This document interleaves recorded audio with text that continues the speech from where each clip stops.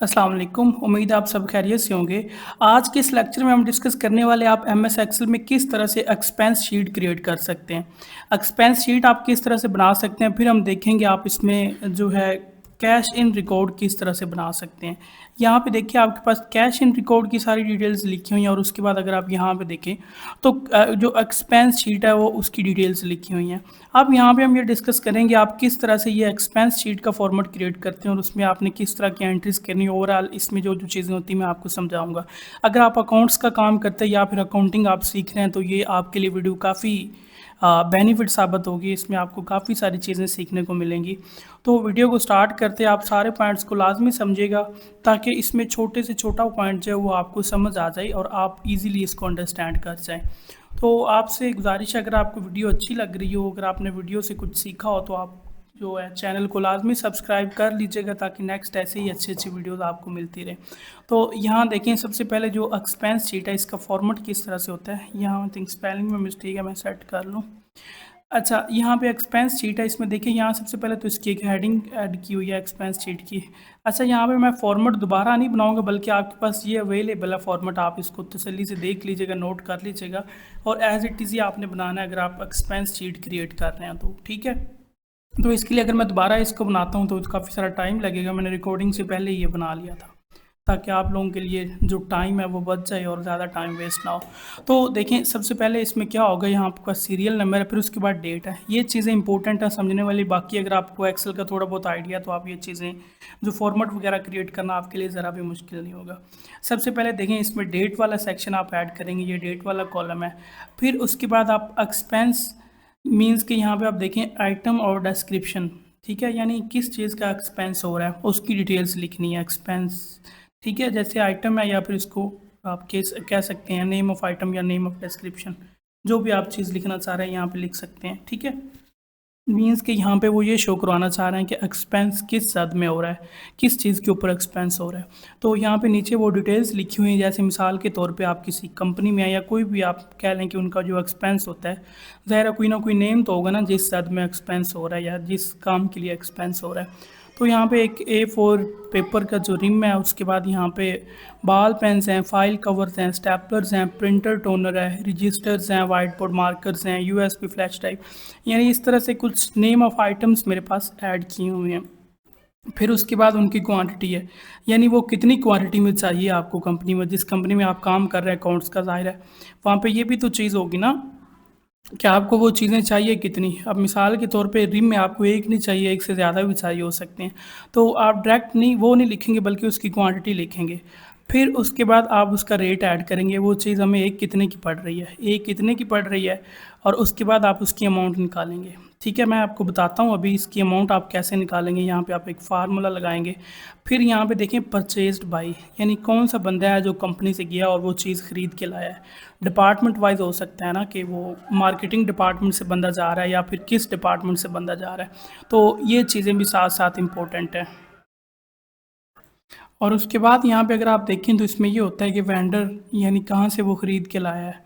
अब ज़ाहिर है जो अकाउंट्स में ये जो छोटी-छोटी चीज़ें होती हैं ना ये मैटर करती हैं, इसमें कोई भी रिस्क नहीं होता। आपने जो छोटी से छोटी चीज़ है उसको आपने तसल्ली से और एक प्रोफेशनल वे में लिखना है, ठीक है। अब मिसाल के तौर पे क्या है, क्योंकि आपने आगे जवाब देना होता है, अगर आप एक अकाउंटिंग फील्ड में बैठे हैं, अकाउंट्स की सीट पे बैठे हैं, तो ज़ाहिर है जो फाइनल अथॉरिटी है उसको आपने ये सारी डिटेल्स सबमिट करवानी होती है और उनको समझाना होता है कि ये चीज़ जो इतने पैसे किस हद में लगे हैं और किस पर्पज़ के लिए लगे हैं, और कौन सा बंदा ऐसा है जो वो चीज़ ख़रीद के लाया, और उसके बाद कौन सा बंदा है जिससे वो ख़रीद के लाया, किस शॉप से ख़रीद के लाया, वो सारी डिटेल्स आप यहाँ पे लिखेंगे। देखें जैसे सिटी स्टेशनर्स है, फिर उसके बाद न्यू स्टेशनर्स हैं, फिर ऑफिस मार्ट है, इस तरह से चीज़ें जो है ना वो उनका एक कहाँ पे एक स्टोर है जहाँ से वो चीज़ें ख़रीद के ला रहा है। फिर उसमें देखें तो आपके पास ये बिल इनवॉइस नंबर भी एक होगा, ठीक है, इसको बिल नंबर आप कह सकते हैं। जब आप किसी भी फील्ड में अकाउंट्स की फील्ड में काम कर रहे होते हैं तो जो आपके पास बिल्स होते हैं ना, आपने उनको उनके ऊपर बिल नंबर लाजमी लिखना होता है, ठीक है। उसमें क्या होता है कि जब भी आपको किसी चीज़ की ज़रूरत पड़ती है किसी बिल को निकालने की, यानी साथ अटैच करने की या फिर आपको वेरीफाई करने की, तो जो बिल नंबर है उसके थ्रू आप उसको ईजिली एक्सेस कर लेंगे, ठीक है। या फिर आप इधर भी चेक कर सकते हैं उसको बिल नंबर के थ्रू, ठीक है। तो इसलिए जो बिल नंबर है ये आपने मैनुअल उस पर लाजमी लिखना होता है। फिर उसके बाद पेमेंट मेथड, यानी जो बंदा लेने गया है उसको आपने कैश किस तरह से दिया है पेमेंट, यानी कैश आपने उसको जो है वो, ठीक है, उसमें डिटेल्स आएंगी कि आपने उसको कैश दिया या फिर वो ऑनलाइन उसने कैश किया, आगे बैंक के थ्रू किया, किस तरह से किया है। फिर यहाँ पे वो मुतलका डिपार्टमेंट से कौन उसको अलाउ कर रहा है, मैनेजर कर रहा है या फिर उसको एडमिन ऑफिसर कर रहा है, मैनेजर डायरेक्टर या जो भी फाइनल अथॉरिटीज़ हैं उनमें से किस बंदे ने उसको अलाउ किया कि ये चीज़ वो बाहर से ला खरीद के ला सकता है, ठीक है। ये भी चीज़ इंपॉर्टेंट होती है जब आप ये इस तरह की एक्सपेंस शीट्स बना रहे हो ऑफिस में अपने अकाउंट्स के काम के लिए। फिर उसके बाद रिमार्क्स में आप लिखेंगे, ये चीज़ इंपॉर्टेंट होती है कि वो किस पर्पज़ के लिए लेके आए हैं। आप पर्पज़ भी यहाँ पे लिख सकते हैं या फिर आप रिमार्क्स लिख सकते हैं, ठीक है। यहाँ पे आप चाहें तो पर्पज़ भी ऐड कर सकते हैं, दोनों में से आप एक चीज़ लाजमी ऐड करेंगे वो किस पर्पज़ के लिए लेके आए हैं चीज़ें, ठीक है।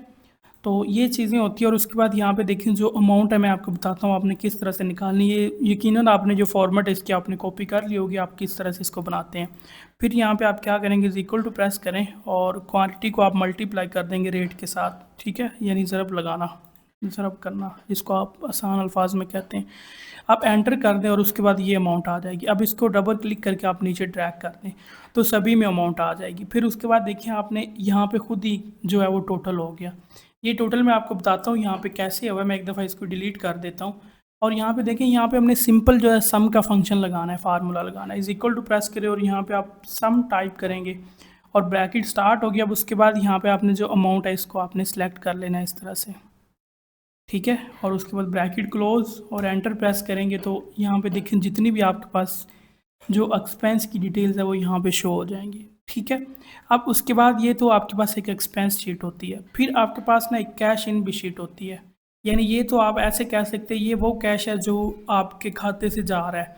अब जाहिर है कंपनी को कोई ना कोई कैश आ भी तो रहा होगा ना, तो अब उसकी भी डिटेल्स चाहिए होती है हमें। फिर उसके बाद आप मंथ में क्या करते हैं, मंथ में आप एक रिपोर्ट बनाते हैं कि इतना कैश आपके पास इस मंथ में आया और उसके बाद इतना कैश जो है वो हमारे पास से गया है, यानी चीज़ों के ऊपर वो एक्सपेंस हुआ है। इसी चीज़ को तो बोलते हैं ना प्रॉफिट और लॉस। तो उसके बाद यहाँ पे कैश इन रिकॉर्ड में आ जाए। कैश इन रिकॉर्ड में आप देखें आपके पास सबसे पहले इसकी डिटेल आपने कैसे बनानी, सबसे पहले आपके पास सीरियल नंबर, फिर उसके बाद आप डेट ऐड करेंगे, फिर आप रिसिप्ट नंबर ऐड करेंगे, ठीक है, रिसिप्ट नंबर या रेफरेंस नंबर।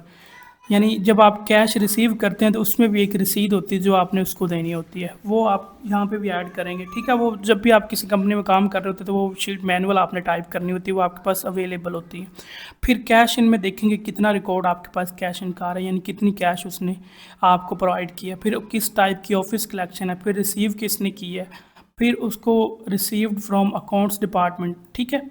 इसी तरह यहाँ पे चीज़ें लिखी हुई हैं जो बंदा जो जिस पर्पज़ के लिए रिसीव कर रहा है। फिर रिमार्क्स लिखा हुआ है ये किस पर्पज़ के लिए है, वही आलमोस्ट चीज़ उससे मिलती है। तो ये मंथली कलेक्शन हो सकती है या उसके अलावा जो भी जिस टाइप का भी हो। मेल्स के फॉर्मेट इस तरह से होता है, बाकी उसमें जो चीज़ें हैं वो आप अपने हिसाब से लिख लेंगे अपनी कंपनी की रिक्वायरमेंट्स के अकॉर्डिंग। ये चीज़ें आप लिखेंगे। ये एक मंथली रिपोर्ट है, लास्ट पे आप इसको टोटल भी कर सकते हैं। यहाँ पे टोटल करने के लिए आप क्या करेंगे, alt plus is equal to press कर दें तब भी टोटल हो जाएगा, या फिर आप सम का फंक्शन लगा सकते हैं, ठीक है। देखिए 8,21,000 जो है मंथली वो कैश इन रिपोर्ट में आ रहा है, ठीक है।